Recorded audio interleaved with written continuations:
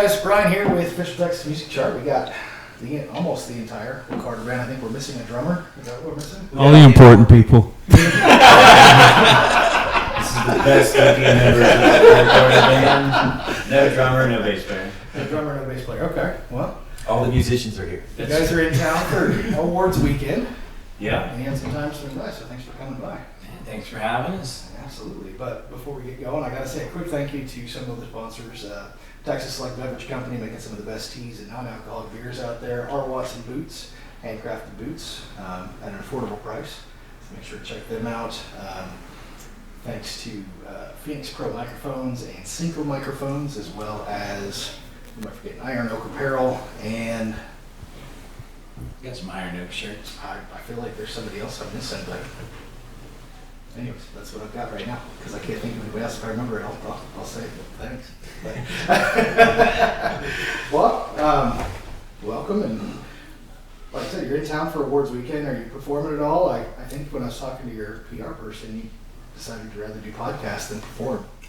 Yeah, well, actually, we decided to rather do podcasts than play a show tonight. The original thought was, so we played last night, Friday night, at one of his clubs. He's got a couple clubs, but one of his clubs in Stafford called the Pub Fountains.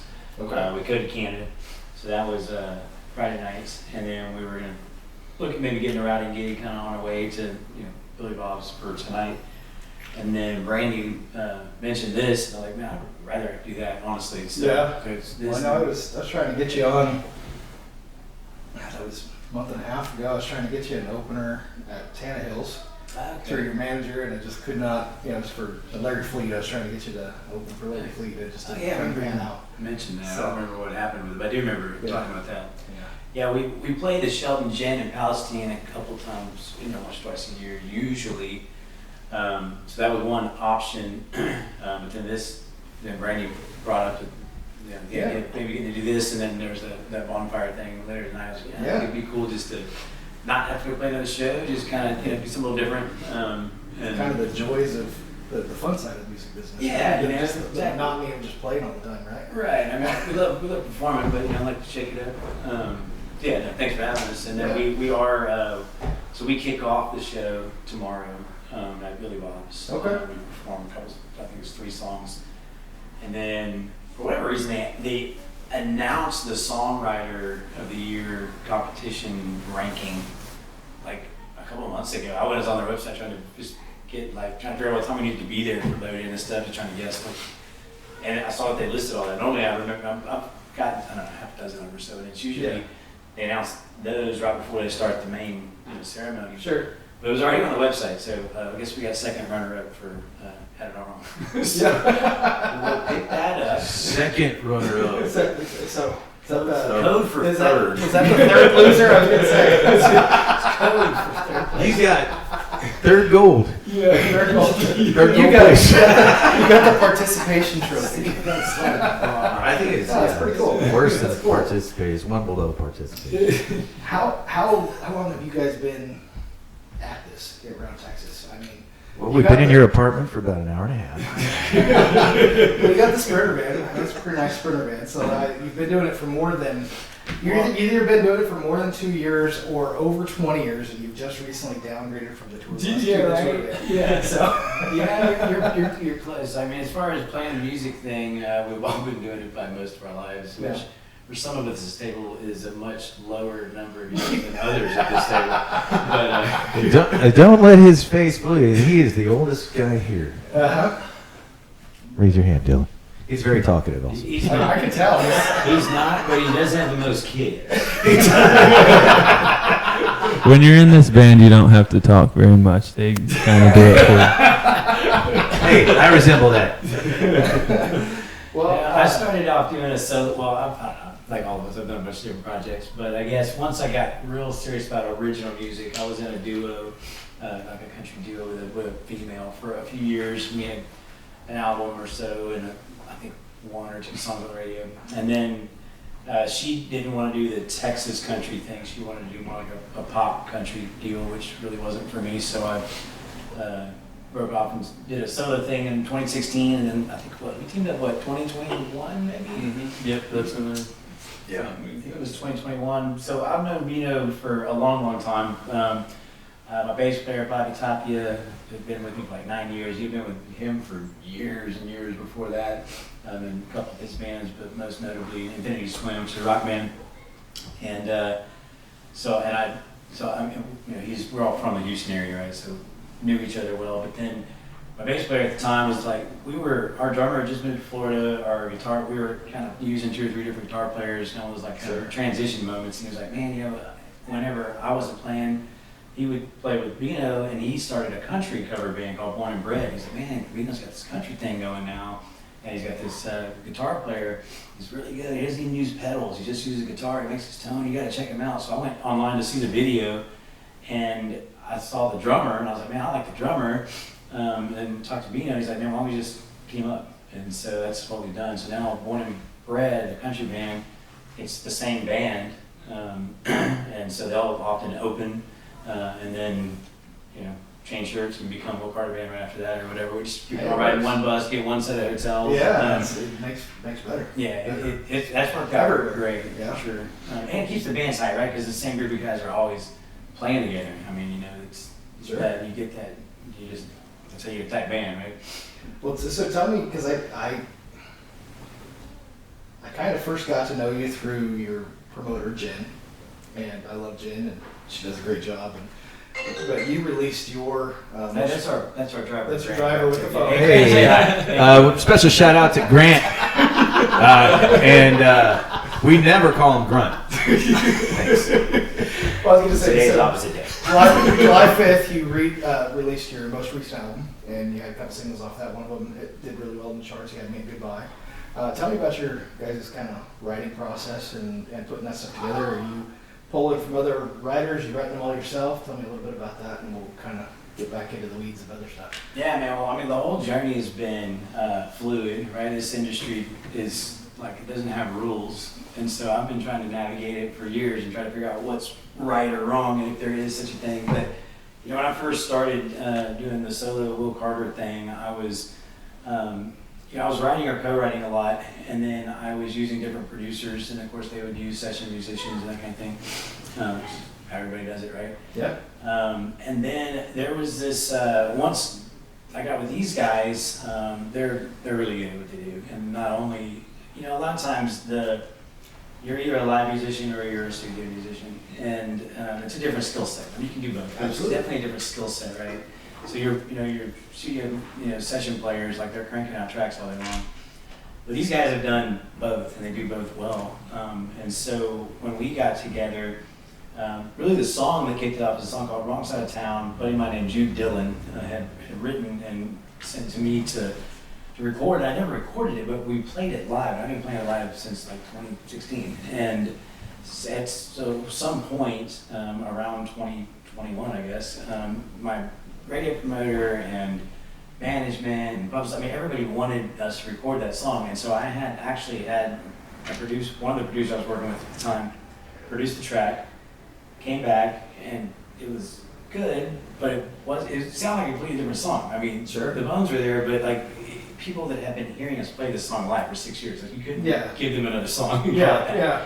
So then I tried to, I would take a more involved hold on the production process with the different producers, try to get what we did live, and it didn't work. It was closer, but it wasn't there. So finally I said, you know what, you guys are, they're fantastic musicians. I was like, let's just go to the studio and press record like they did in the old days. Yeah. See what happens, right? So we went to Edgewater and Sugar Links. None of us are really from Houston, but we're all around Houston. So we went to Edgewater and recorded The Wrong Side of Town as a band in the studio, and we're like, this is the way we should have been doing it all along. So using Edgewater, did you do the whole crowdfunding thing that they do, or did you just go to Edgewater and just No, I just wake up every day and work my ass off to make money, and we just Fair enough. fine. Fair enough. I was going to ask you, I don't know, some of that stuff, and I think they offer a great service when they do that, Sure. but it also inflates the cost of a record by about 60%. Does it really? Well, Why is that? I don't know. That's what since you've been there, but this is my and you can correct me if you think I'm wrong. Most average singles probably about $1,800 to $2,000 ish, Yeah, sure. somewhere in there, and then albums maybe $10,000. Sure. okay, 10 to 12, somewhere in there. And so their cutoff on Edgewater, just for funding, is 26,000 For an album. for help. Yeah. Well, So, but you get their marketing team, and I'm not dogging Edgewater. I'm just, you know, it is what it is. But I was just curious if you went that route, because I've only talked to like 2 other people that have done it, and, you know, Chase Raines was one Well, of if it them. costed them zero, I mean, I guess. Yeah, exactly. Well, they don't get to keep any of the crowdfunding money. It all goes to Edgewater, so. Yeah. Right. Yeah, so. It's another revenue stream, I guess, right? That's exactly. I don't know Brilliant. what business is. I get It's it. brilliant. Yeah. No, I think it's absolutely brilliant. I was just curious if that's the route you went. Yeah, no, we didn't, yeah, I mean, so that kind of changed how we were doing things, right? So I've either written or co-written most of my stuff, and then when we, became a band and rebranded as Will Carter Band, Yeah. that song Wrong Side of Town and that experience of recording as a band together is really that was the catalyst for all that, right? And at that moment, we're like, okay, the rest of the album and going forward, this is how we're gonna do it. Like, it's just, you're on the road together every weekend, and the guys play in 3 or 4 different bands together. You know what I mean? Like, there's a camaraderie there and a cohesiveness to the album. And the other thing is, how many times have you gone to see an artist that you like live and doesn't sound anything like the record or anything like what they do on the radio, right? So this is how you get around that. You know what I mean? Like, it's the same guy that's doing the exact same thing. And he plays something one time and he plays it the same way every time, forever. Right? Yeah. It's just how he is. But so when you go see us live, it sounds exactly like what you heard when you were listening to it, right? So, and then, one of his favorite things to do is write. And he's written a ton. And so we actually went to Gladewater with Chad Molden and to record a song. So it was like 2020. I remember sitting locked up, in 2020, like we're all in jail. And It was a bizarre time. yeah. Scott Brown, the Scooter Brown Band. Yeah. He had sent me a song that he had co-wrote with some people, and was like, man, this would be a good fit for you. And I was like, yeah, I like it. But I'd sat on it, and so finally, whenever this came about, we recorded Wrong Sides of Town together. We were like, yeah, let's go record this one. It was called Front Porch Life. So we drove up to Gladewater, and we had, it's 5 hours away, and Chad's got an awesome setup. It's a 2-story building. Used to be a radio station. A lot of history there. Like in one of the booths, there's boot marks on the wood wall from Johnny Cash tapping his boot while he was in there playing and stuff. And just a cool vibe. And, Sure. And we don't need a whole lot of studio time. I mean, we knocked the track out in a couple hours and then we were done. And so 5 hours away, we weren't gonna drive home at 9 or 10 o'clock at night. So hey, we'll just stay the night. We'll leave in the morning. And of course, we weren't just gonna go to sleep either, right? So we're sitting around in the kitchen, and right before that, we went to go get some food from the grocery store or whatever they got there. Bought some pasta. That's his favorite meal, is spaghetti. Coffee spaghetti, right? And got all the way back and realized they didn't have any pots or pans. Ah. And so we weren't sure what we were gonna do. Next thing I know, we walk in the kitchen. Vina's got the coffee pot brewing water and the pasta. And I kind of just walked away at that point. And I was like, noodles and coffee pots and water and shit everywhere. And then magically we had pasta a little bit later. Hey, So no, anyways, not a whole lot it of worked. disaster. It worked. You ate that night. Yeah, we ate, and then we stayed up till 3 in the morning. And I always keep one of those notes on your iPhone. Yeah. Anytime a hook hits me, I write it in there. Because if you don't, you'll forget it. Even when it's happened so many times. If you honor, forget that you do. Mm-hmm. I always write it in there. So I get this big one goes. So we're just going through that, and there's one called "Have Me at Goodbye," kind of a spin on "Have Me at Hello." Yep. Dylan was like, "That's cool, let's write that." So we sat there in the kitchen, the whole band, and wrote that song. And then we sleep about 4. He was pumped. So like 8, 9 a.m. And I texted Chad like, "Hey, we need you to come back in the morning, around like 10 or so, and we're not going to be leaving. We got that song on record." And so he's banging on doors, waking everybody up. Let's go. And they got in the studio and laid down the tracks, and I went in there and laid down some vocals, and we rolled out about noon. And that was the first song we'd written together. Of course, we recorded real quick that morning before we left. And that's "Have Me at Goodbye." That's the one that's up for Single of the Year or Country Single of the Year at the awards tomorrow. Yeah. Yeah, I think you guys literally written and recorded within 24 hours. So I think it was the same studio that you were talking about, Johnny Cash, and there was one of the studios they social media, everybody's getting better at social media now, and they were talking about a time when John Cash was getting ready to play the Grand Ole Opry, and at the time they thought like drummers were the devil, I guess. They didn't allow percussion. So they were trying to figure out how to get like a percussion sound into Ring of Fire. Okay? And the way they figured it out was to wrap a $20 bill around the neck of a guitar, loosen the strings a little, and so that sound you hear on the radio, the is a $20 bill wrapped around the neck with loose strings. That's cool. So, something I never would have thought of. Speaking of that,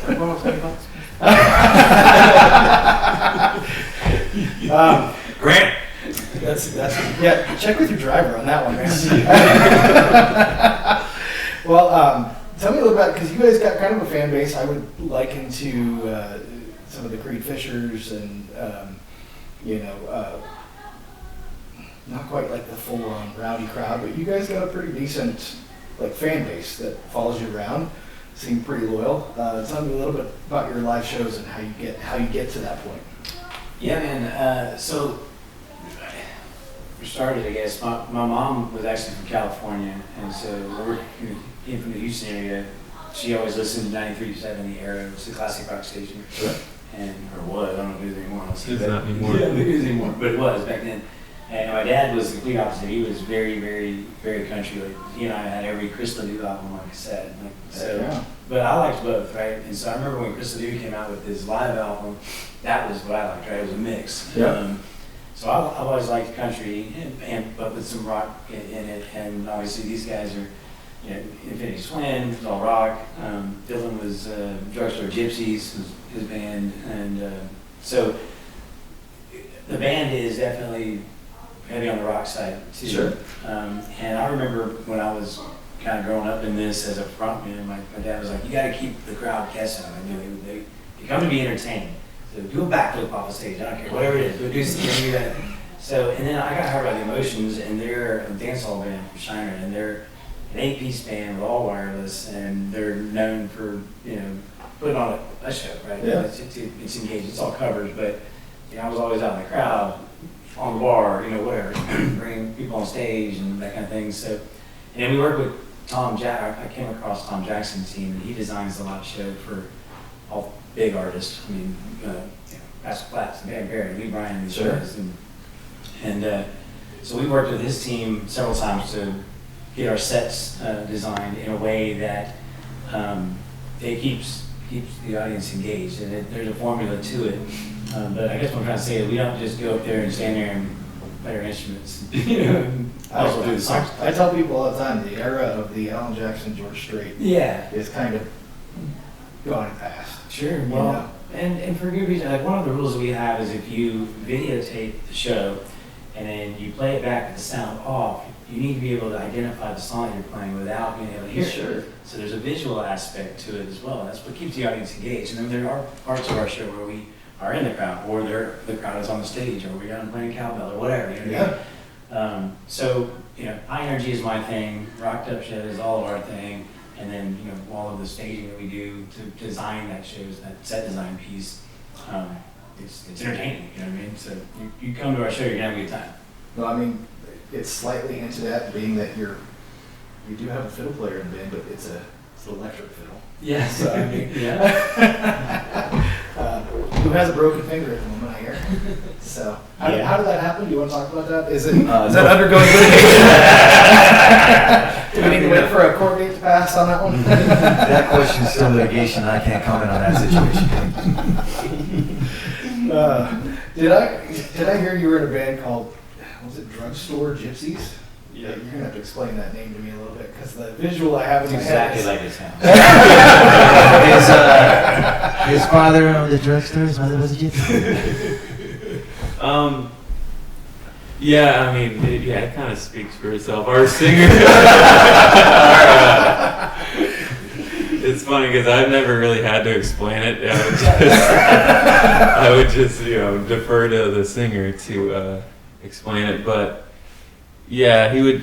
Our singer Duke. He would say like, it's really. It came from his mom. He would call. He would say, y'all are like a bunch of drugstore cowboys. Y'all too busy getting messed up to ride bulls.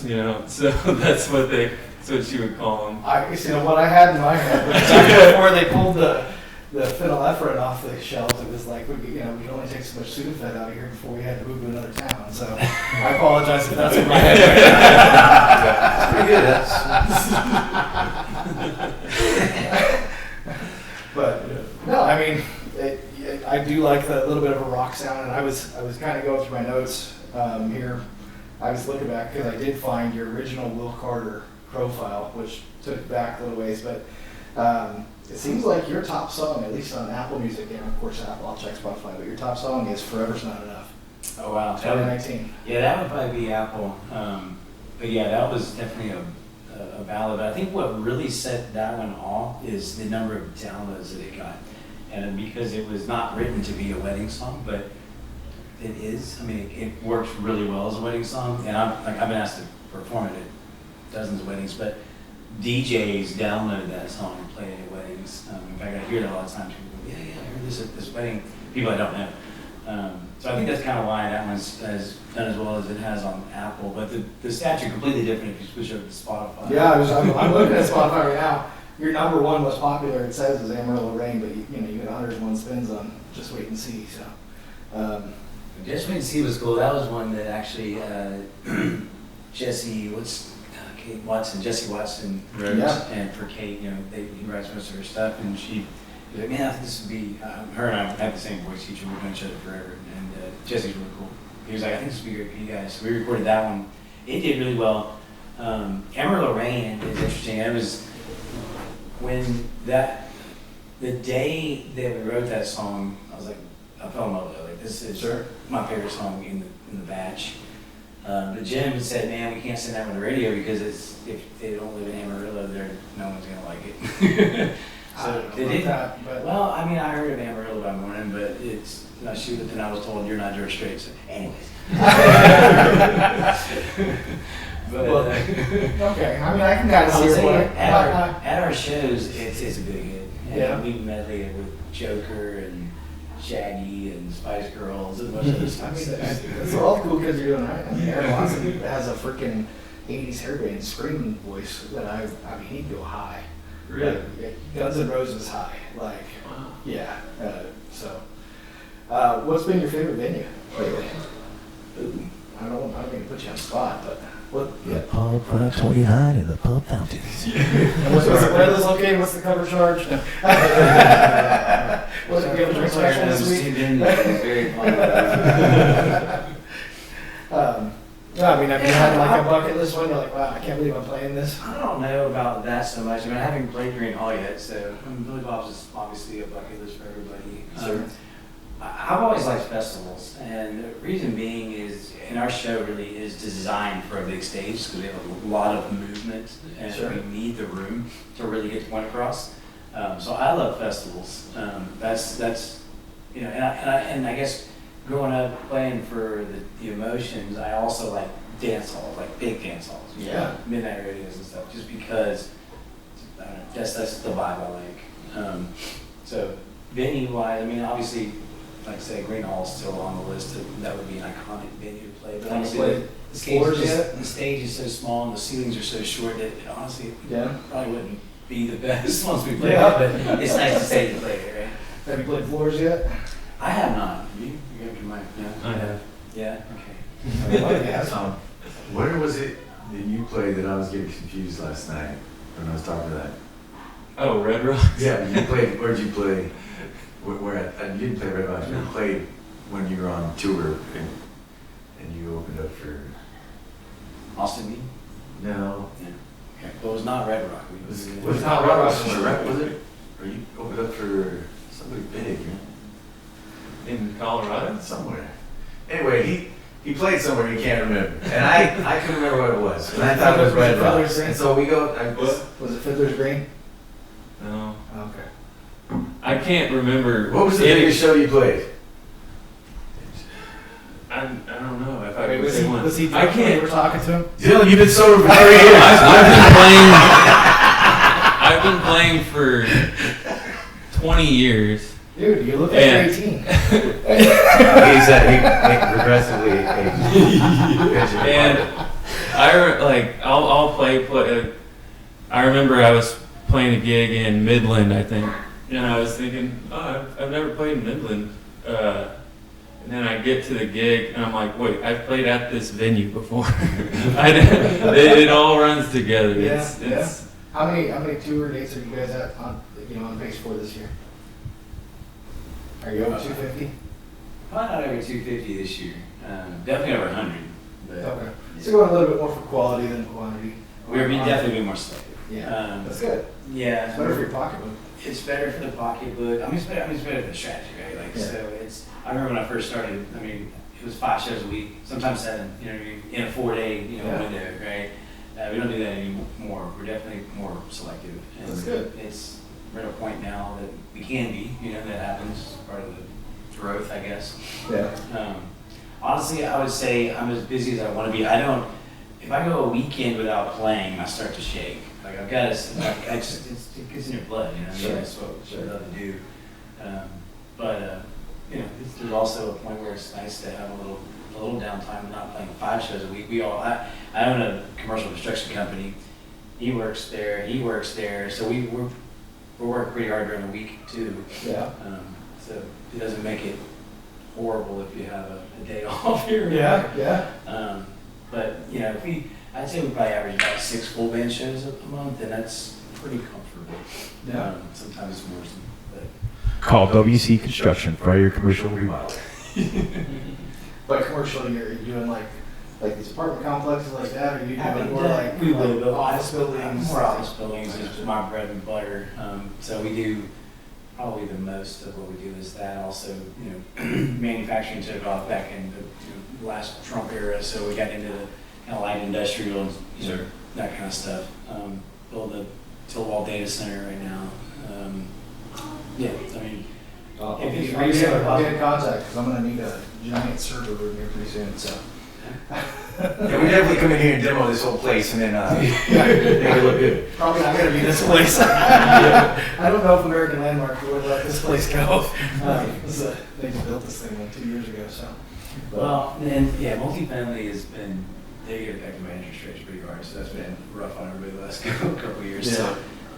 So not to say we wouldn't do it. Well, where can people find more about Will Carter Band, buy your merch, buy tickets to your show, see where you're playing, do all that good stuff? If you type in Will Carter Band in Google, it'll explode and vomit all over you. But willcarterband.com is the website, and all the socials are at Will Carter Band. We got real life. You like this one, the Pub Farms with Kinko, so everybody's ours. Yeah. I'll actually be at Kinfo tonight. So. Well, yeah, it's in the middle of the end, at Union 28. So yeah, I just saw this like a couple weeks ago, it's popped up on the Pub Farms. We played there last night in Cody, Canada, and now this Saturday the 30th is when we'll be there with Kinfo. That's gonna be an awesome show. Yeah. That'd be Because that's a high energy show. That's a high energy vibe, right? We like Fiddle fest. Fiddle Fest. I love opening for established artists and guys that I grew up listening to. That's awesome, right? But I've noticed it makes a huge difference when you open for someone whose show aligns, right? So like when we open for Wade Bowen, very similar show, it's got a little bit of rock taste to it, that kind of thing. And Corey Morrow, the high energy of Corey Morrow, honestly we do the best scenes, we do the best opening for him because his crowd absolutely loves us. Yeah. Then we opened for Johnny Lee, legend. His crowd didn't give a shit about us. Yeah, I can because he's got kind of the same crowd as like a Dale Watson. You know what I mean? He's older. Except, yeah, a little older. But I don't know, Dale Watson shows, he's super high energy, but in I don't know if that's it's country More of a adjacent. rockabilly kind of. It's country adjacent, but it's not quite hillbilly. Yeah. I don't know what to call it. It's Austin. Rockabilly. It's Austin. But well, cool. Well, again, thanks for joining us, guys, and glad you're feeling better because I thought this guy was half dead in the back of the tour. He was. When you guys got here. So, yeah, thanks for stopping by, guys. Hope you have great night tonight at the TCMAs, but you're gonna stick around and play a couple songs for us, right? Absolutely.